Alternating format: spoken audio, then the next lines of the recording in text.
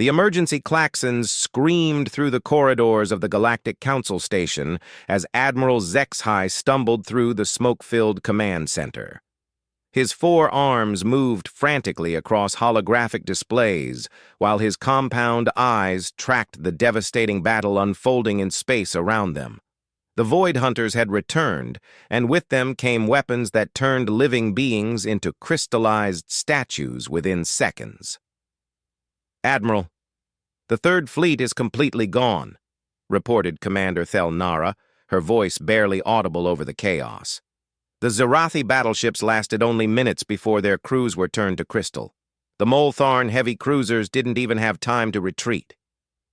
HFY's mandibles clicked nervously as he watched another Allied ship go dark on his tactical display. The Void Hunters had emerged from the void between galaxies 5 years ago, bringing with them technology that defied understanding. Their crystal weapons could penetrate any shield, bypass any armor, and transform organic matter into lifeless mineral formations. No species in the known galaxy had found a way to resist them. "What about the evacuation ships?" HFY asked, already knowing the answer would bring no comfort. "The civilian transports are sitting ducks, sir. Their only protection is distance, and the hunters are closing fast." Thel Nara's scales had shifted to a deep blue, the color of despair among her people. The Admiral's attention was drawn to a new signal on his display. A small fleet of primitive vessels had just dropped out of faster-than-light travel at the edge of the system. The ships were crude by galactic standards, barely qualifying as space-worthy, but their energy signatures were unmistakably from the newly contacted human species. "By the void," whispered Communications Officer Veldan, "the humans actually came. I thought they would have more sense than to answer our distress call." HFY remembered the first contact with humanity 6 months ago. The species was barely capable of interstellar travel, using fusion drives and primitive jump technology that most civilized races had abandoned millennia ago.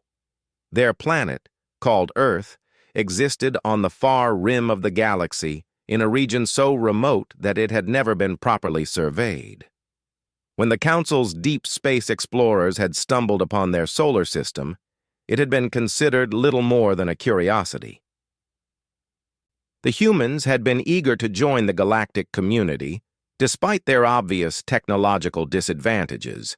They possessed no energy shields, no molecular disruptors, no gravitational manipulators. Their weapons were kinetic projectiles and chemical explosives.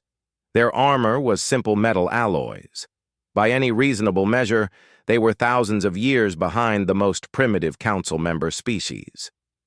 "Sir, the human fleet is moving toward the battle zone," reported Tactical Officer Morgeth, his surprise evident in the rapid shifting of his bioluminescent patches. "Their leader is requesting tactical data." "Send them everything we have," HFY ordered without hesitation, "and tell them to maintain maximum distance. Their ships won't last a second against the crystal weapons." The human fleet consisted of 12 vessels. The largest, which appeared to be their flagship, was roughly the size of a Council patrol ship. Their formation was tight and disciplined, suggesting military training, but their technology remained painfully primitive. HFY felt a pang of guilt for allowing them to answer the distress call. These newcomers had no idea what they were flying into. On the main view screen, the Void Hunter ships appeared as sleek, obsidian crescents that seemed to absorb light itself. They moved with predatory grace through space, their crystal weapon arrays glowing with malevolent purple energy. A single hunter cruiser could devastate an entire Council battle group, and there were dozens of them surrounding the station. "Admiral, incoming transmission from the human flagship," Veldan announced. "Audio only. Translated through their primitive communication systems. This is Captain Sarah Chen of the Earth Defense Force vessel Indomitable," came a clear, confident voice. "We're reading massive energy signatures from the hostile vessels. Request immediate tactical assessment and rules of engagement." HFY activated his translator and responded, "Captain Chen, I am Admiral HFY of the Galactic Council Defense Force. You must retreat immediately. The enemy weapons will crystallize your crew in seconds. No known defensive technology can protect against them." There was a brief pause before the human captain replied, "Admiral, with respect, we didn't come all this way just to run." "How exactly do these crystallization weapons work?" "They emit a specific frequency of exotic particles that destabilize the molecular bonds in organic tissue," HFY explained quickly. "Every species we've tested shows the same result. The particles penetrate all known shielding and armor. There is no defense." "Understood," Captain Chen replied. "Stand by while we analyze the threat." On the tactical display, HFY watched in horror as the human ships began accelerating directly toward the Void Hunter formation. Either these humans were incredibly brave or incredibly stupid. He suspected it might be both. "Sir, the lead hunter ship is targeting the human vessels," Morgeth reported. "Crystal weapon array is charging." The Void Hunter ship fired, sending streams of purple energy racing across space toward the approaching human fleet. HFY closed his eyes, unwilling to watch another species be destroyed by the invincible weapons. The silence on the bridge was absolute, as everyone waited for the inevitable. "Sir," Veldan said slowly, "you need to see this." HFY opened his eyes to find the human ships still intact and still advancing. The purple energy streams had struck them directly, but instead of crystallizing, the ships continued their approach. Their hulls showed some scorch marks and damage, but they were very much operational. "Impossible," breathed Thelnara. "The weapons hit them. I saw the direct strikes." The communication system crackled to life again. "Admiral, this is Captain Chen. We've taken some damage to our outer hull plating, but the crew is unaffected. Whatever those weapons are supposed to do to organic matter, they don't seem to work on humans." The bridge fell silent. Every eye, compound or otherwise, was fixed on the tactical display where 12 primitive human ships were closing on a Void Hunter formation that had destroyed hundreds of advanced Council vessels. "Captain Chen," HFY managed to say, "are you certain your crew is unharmed? The weapons should have crystallized all organic matter aboard your ships." "All crew members report normal status, Admiral. We've got some radiation exposure readings, but nothing our medical systems can't handle. Request permission to engage the hostiles." HFY's mind raced. In 5 years of fighting the Void Hunters, no species had shown the slightest resistance to the crystal weapons. The most advanced shields, the strongest armor, the most sophisticated defensive fields, nothing had worked. Yet these primitive humans, with their metal ships and basic technology, appeared to be completely immune. "Permission granted, Captain Chen," HFY replied. "Weapons free, and Captain, good hunting." The human ships spread into a formation that looked chaotic compared to the precise geometries favored by Council tacticians. They came at the Void Hunters from multiple angles, their primitive kinetic weapons already firing. Streams of metal projectiles and explosive missiles reached out toward the alien vessels. The Void Hunters, clearly surprised by the humans' resistance to their primary weapons, began to maneuver defensively. Their obsidian hulls gleamed as secondary weapon systems came online, energy beams and plasma cannons that had been used to finish off crippled Council ships. "Sir, the Hunters are switching to conventional weapons," reported Morgeth. "Energy output indicates maximum power." The space between the fleets erupted in a light show of energy beams, plasma bursts, and kinetic projectiles. The human ships were taking heavy damage now, their primitive hulls no match for advanced energy weapons. But they kept coming, their own weapons finding their marks with surprising accuracy. HFY watched as one of the human ships, severely damaged and venting atmosphere, rammed directly into a Void Hunter cruiser. The explosion was brilliant and brief, taking both vessels out of the fight. It was a tactic so primitive, so wasteful, that no civilized species would consider it. But it worked.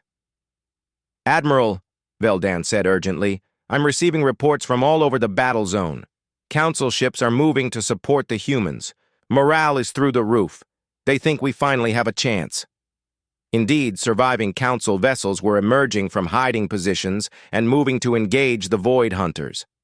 For the first time in 5 years, the alien invaders were facing an enemy they couldn't simply crystallize. The humans had done the impossible. They had found a way to resist the invincible weapons. The battle raged for another hour. The Void Hunters, faced with an enemy immune to their primary weapons and supported by a suddenly emboldened Council fleet, began to retreat. Their obsidian ships pulled back toward the system's edge, firing parting shots as they went. When the shooting stopped, 8 human ships remained operational, though all showed heavy damage. The Void Hunter force had been reduced by nearly half. It was the first significant victory against the invaders since they had appeared. "Captain Chen," Zexhai transmitted, "on behalf of the Galactic Council, I offer our deepest gratitude. You've given us something we thought we'd lost forever, hope." "Just doing our job, Admiral," came the reply. "Though I have to admit, we're curious about why those crystal weapons didn't affect us. Our scientists would like to study the phenomenon." As rescue operations began and damaged ships limped toward safe harbors, Zexhai pondered the same question. Why were humans immune to weapons that affected every other known species? The answer to that question might hold the key to finally defeating the Void Hunters. Dr. Sarah Martinez rubbed her tired eyes as she reviewed the sensor data from the battle for the 100th time. As Chief Science Officer aboard the Indomitable, she had been tasked with figuring out why the Void Hunter weapons hadn't affected the human crews. The readings were consistent, but baffling.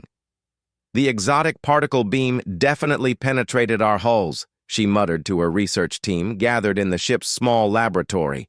"It should have reached the crew compartments, but there's no trace of crystallization in any organic matter aboard any of our ships." Dr. James Park, the team's xenobiology specialist, looked up from his microscope. "I've been examining tissue samples exposed to residual particles.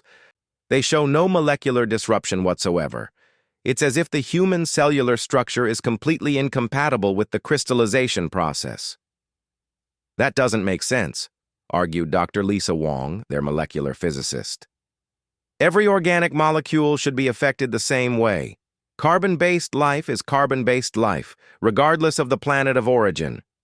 Martinez pulled up a comparison chart showing tissue samples from various Council species that had been exposed to the crystal weapons. In every case, the cellular structure had been completely transformed into a crystalline matrix. The before and after images were shocking in their uniformity. "Wait," she said suddenly, highlighting a specific section of the data. "Look at this. The particle signature shows a quantum resonance pattern. It's as if the weapons are tuned to specific molecular frequencies." Dr. Park leaned closer to examine the data. "You're right. The crystallization effect requires a precise harmonic match with the target's molecular structure. If the frequency doesn't align..." "The weapon has no effect," Dr. Wong finished. "But that would mean human molecular structure is fundamentally different from every other species in the galaxy." The implications were staggering. If humans were truly unique in their resistance to the crystal weapons, they might be the galaxy's only hope against the Void Hunters. But it also raised uncomfortable questions about humanity's place in the galactic community and their very origins. Martinez opened a communication channel to Captain Chen. "Captain, we need to contact Admiral Zexhai immediately. Our preliminary findings suggest that human immunity to the crystal weapons isn't accidental. There's something fundamentally different about our molecular structure compared to all other galactic species." Captain Chen's voice came back immediately. "Understood, Doctor. I'll arrange a meeting with the Admiral and his science teams. This discovery could change everything." As the human fleet made its way toward the Council station for emergency repairs and extended debriefings, none of them realized that they carried within their very cells the key to saving the galaxy. The Void Hunters had spent centuries perfecting weapons designed to work against every form of life they had encountered. But they had never encountered anything quite like humanity. The Council's most advanced research facility on Nexus Prime had never seen such activity. Scientists from dozens of species worked around the clock in the sprawling laboratory complex, their various forms of communication creating a constant hum of activity. At the center of it all, a single human sat patiently as alien instruments scanned every molecule of his being. Dr. Sarah Martinez watched from the observation deck as volunteer test subject Lieutenant Marcus Rodriguez underwent his 15th scan of the day. The young Marine had volunteered when Captain Chen put out the call for test subjects, understanding the critical importance of the research. Below them, a team of the galaxy's most brilliant minds struggled to understand what made humans different. "The quantum signature is unlike anything we've cataloged," announced Dr. Vex Mira, the Altarian lead researcher. Her crystalline body shifted colors as she processed the data, a sign of deep concentration among her species. "Human DNA contains trace elements that don't appear in any other known life forms?" Admiral Zexhai stood beside Martinez, his compound eyes studying the readouts with fascination and growing concern. "Dr. Martinez, your species evolved on a planet with no contact with the greater galaxy. How is it possible that your molecular structure is so uniquely adapted to resist Void Hunter weapons?" Martinez had been asking herself the same question for days. The research had revealed that human cells contained microscopic quantum resonators, structures so small they had initially been missed by Earth's primitive scanning technology. These resonators operated on a frequency that was precisely opposite to the Void Hunter crystallization beam. "Admiral, there are only two possibilities I can think of," Martinez replied slowly. "Either this is the most incredible coincidence in galactic history, or humanity didn't evolve naturally on Earth." The silence that followed her statement was profound. Around the observation deck, representatives from dozens of Council species stopped their conversations to stare at the human scientist. The implications of her suggestion were staggering. Dr. Kethmore, an ancient Vorthon philosopher-scientist, spoke in his species' characteristic whispers. "You're suggesting that humanity was engineered, created specifically to resist Void Hunter weapons?" "I'm not suggesting anything yet," Martinez said carefully. "But the evidence is mounting. Our quantum resonators are too perfectly tuned to be random evolution. And there's something else. Our archaeological records show gaps in the fossil record that we've never been able to explain." On the laboratory floor, Lieutenant Rodriguez was being subjected to a controlled exposure to diluted crystal weapon energy. As expected, the beam had no effect on him whatsoever. The exotic particles simply passed through his body as if he weren't there. Captain Chen's voice came through the communication system from the human fleet's temporary base. "Dr. Martinez, we've received additional data from Earth. Deep space telescopes have detected several anomalous objects in our solar system's outer reaches. They're artificial, but not of human construction." Admiral Zexhai's mandibles clicked rapidly, a sign of extreme agitation. "Captain Chen, are you saying there are alien artifacts in your home system?" "That's affirmative, Admiral. They're old. Our scientists estimate at least 50,000 years, and they're emitting the same quantum resonance signatures we've detected in human DNA." The observation deck erupted in discussion as scientists from multiple species began rapidly exchanging theories. Dr. Vex Mira's crystalline form was now cycling through colors so quickly she appeared to be flickering. 50,000 years, Dr. Kethamore mused. That predates the Void Hunter's first appearance in this galaxy by approximately 49,000 years. If humanity was indeed engineered, it was done by someone with remarkable foresight. Martinez felt a chill run down her spine. Or by someone who knew the Void Hunters were coming.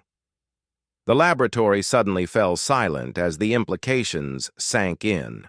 If humanity had been created as a weapon against the Void Hunters, it meant that some unknown species had prepared for their arrival millennia before they appeared. It also meant that the creators had either been destroyed or had departed the galaxy entirely. "Admiral," came Captain Chen's voice again, "we're receiving a priority transmission from Earth Command. They want to speak with you directly." Admiral HFY activated his personal communicator. "This is Admiral HFY of the Galactic Council Defense Force. How may I assist you?" The voice that responded was crisp and authoritative, speaking in the human language that the translation systems quickly converted. "Admiral, this is General Patricia Hayes, Chairman of the Earth Defense Council. We've been monitoring the situation through quantum entanglement communicators. I need to inform you of recent developments on Earth." "Please proceed, General Hayes." 3 days ago, the artifacts in our outer system began transmitting active signals. Our best cryptographers are working to decode them, but we've already identified several patterns. The signals contain star charts showing the location of every major Void Hunter stronghold in the galaxy. The observation deck was now completely silent, except for the soft humming of alien translation devices. Martinez felt as though she was standing at the center of a galactic conspiracy that stretched back 50 millennia. "General," Admiral HFY said carefully, "are you suggesting that these artifacts contain intelligence about Void Hunter operations?" "That's exactly what I'm suggesting, Admiral, but there's more. The signals also contain what appear to be technical specifications for weapons and defensive systems. Technology that's centuries beyond anything humanity has ever developed." Dr. Vex Mira had stopped changing colors entirely, now glowing a steady silver, the Altarian equivalent of profound shock. "Admiral, if the artifacts contain advanced weapon specifications, it could change the entire balance of the war."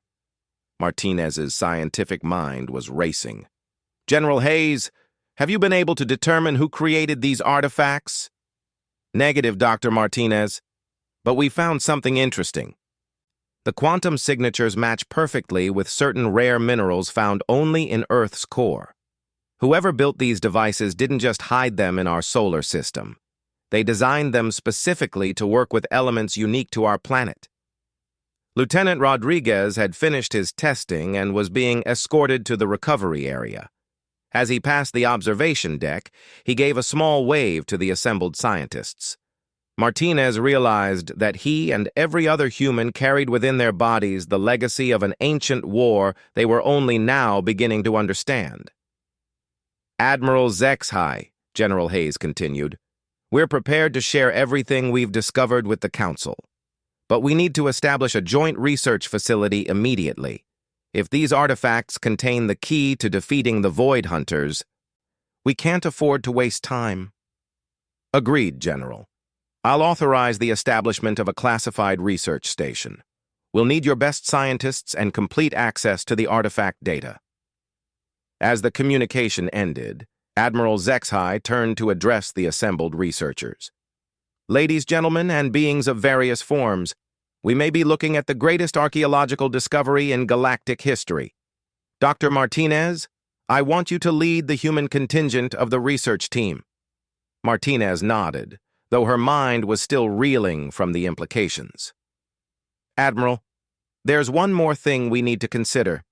If humanity was engineered to fight the Void Hunters, and if these artifacts contain their locations and technical specifications for weapons, then whoever created us expected us to eventually find and use this information.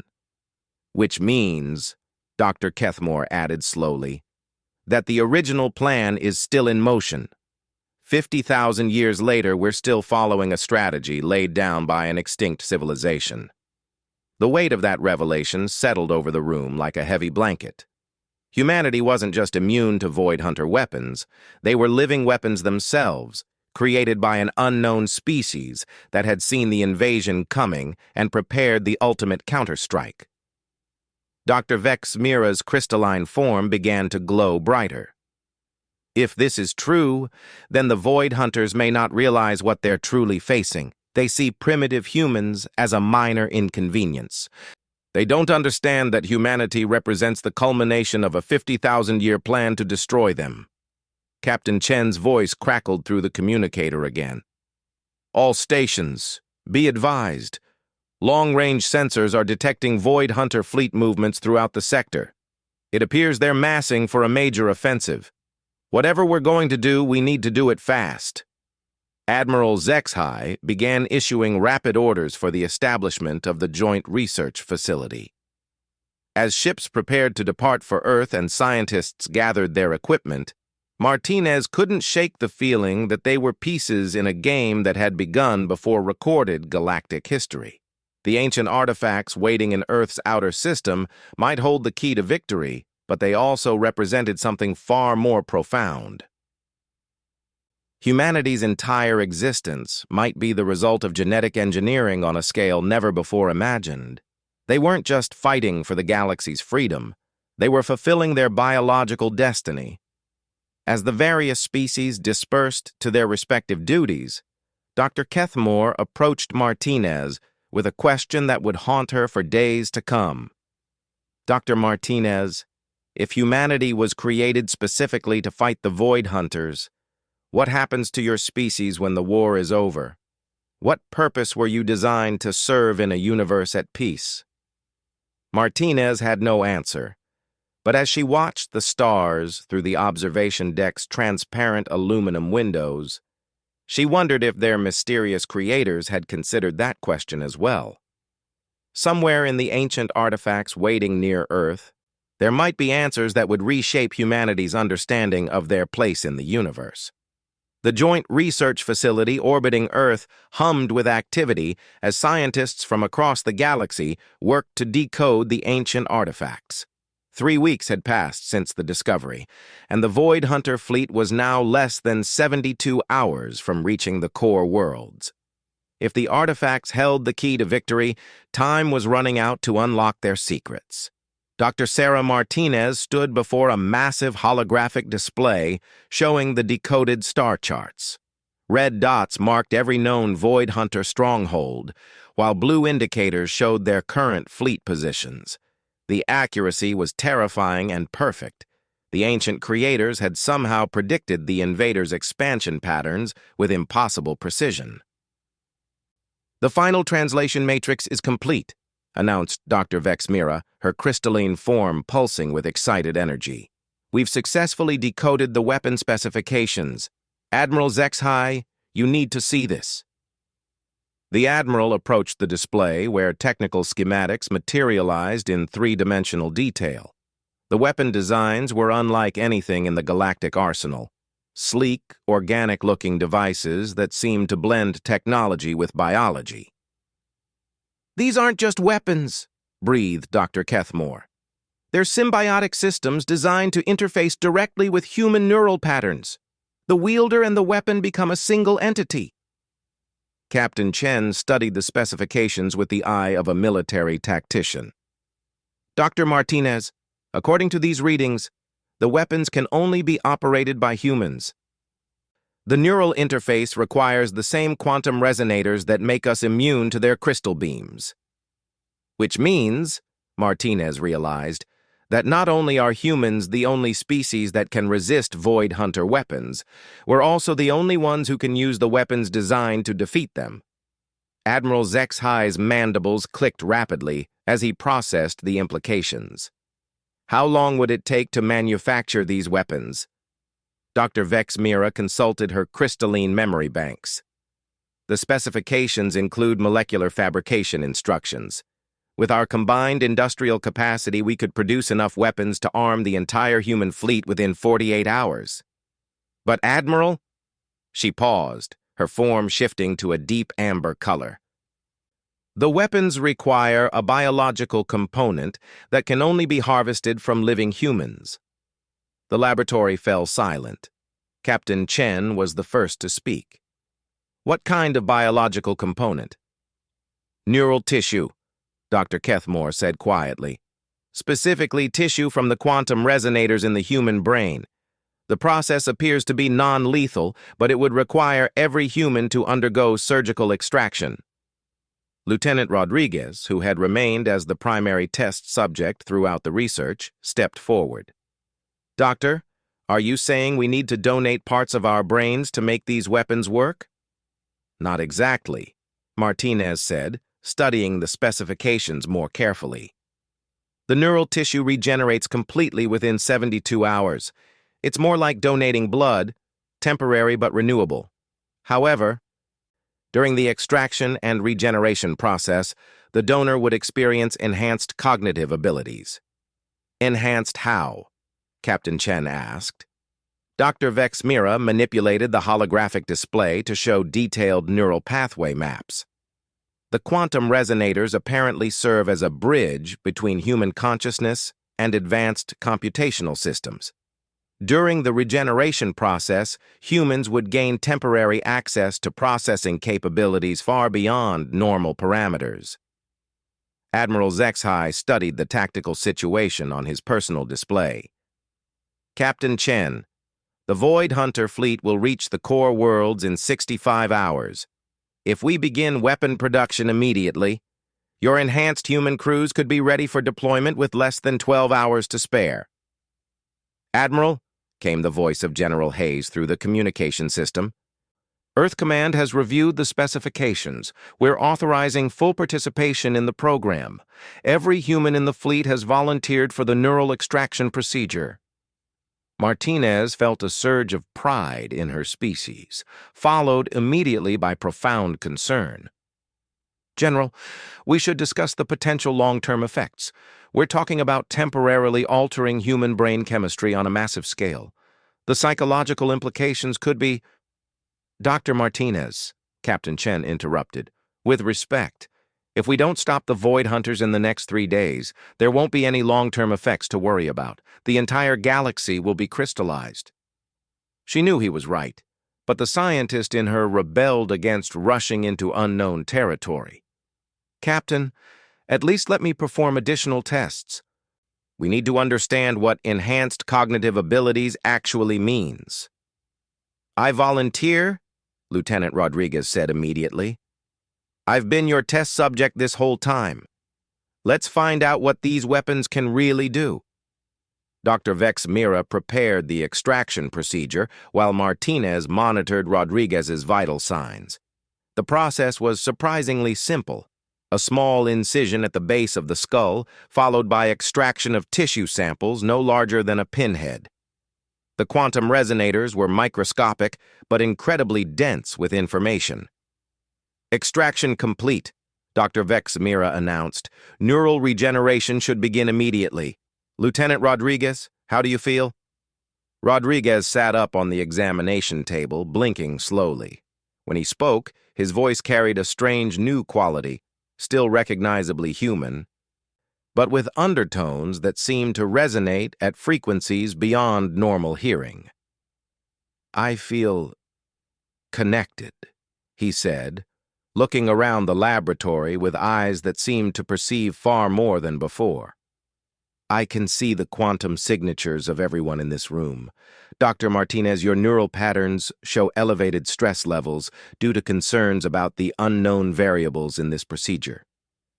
Martinez stared at him in shock. "Rodriguez, how could you possibly know that?" "I can perceive the quantum fluctuations in your brain chemistry," he replied matter-of-factly. "Dr. Vex Mira, your crystalline matrix is operating at 87% efficiency.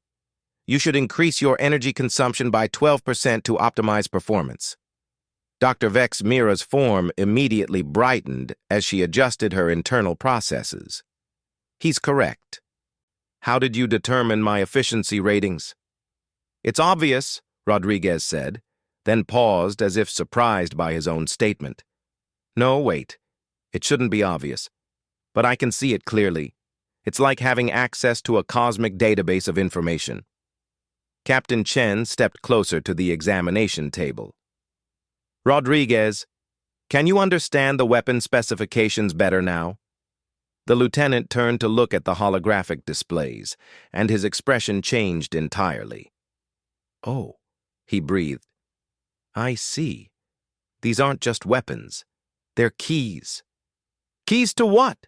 Admiral Zexhai demanded. Rodriguez stood and walked to the main display, his movements now carrying an odd grace. The Void Hunters aren't invaders, they're refugees. Something destroyed their home galaxy, and they're trying to prepare this one for something else that's coming. The laboratory erupted in shocked voices as every scientist began talking at once. Martinez felt her blood run cold. Rodriguez, how do you know this? The quantum signatures, he replied, manipulating the holographic display with newfound skill. They're embedded in everything, the crystal weapons, their ship designs, even their biological patterns. They're not trying to conquer the galaxy, they're trying to crystallize it as protection against something that feeds on organic life. Admiral Zexhai's compound eyes focused intently on the human. Lieutenant, what is coming? Rodriguez's enhanced perception seemed to extend far beyond the laboratory as he processed information from sources unknown. Devourers. They consume entire galaxies, leaving nothing but empty space. The Void Hunters crystallize organic matter because it's the only way to preserve life in a form the Devourers can't consume. Then we've been fighting the wrong enemy, Captain Chen said quietly. No, Rodriguez corrected. We've been fighting the right enemy with the wrong understanding. The Void Hunters' methods would save some life, but only in crystallized stasis. The weapons we're building don't just defeat the crystal beams, they can redirect them. Dr. Vexmira's form was now cycling through colors rapidly. Redirect them how? Rodriguez turned to the weapon specifications, his enhanced mind processing information at incredible speed. Instead of crystallizing organic matter for preservation, we can crystallize space itself. Create barriers that the Devourers cannot penetrate while keeping organic life free and mobile within protected zones. The implications were staggering. Martinez realized they were looking at a solution that could save both the Void Hunter refugees and the galactic civilizations they were trying to crystallize. Rodriguez, Admiral Zexhai said urgently, how long do we have before these Devourers arrive? The lieutenant's enhanced perception seemed to reach across vast distances. The leading edge of their consumption pattern is approximately 18 months away. But, Admiral, the Void Hunters don't know about the redirection capability of these weapons. They think they have to choose between crystallizing the galaxy or watching it be devoured. Captain Chen was already moving toward the communication station.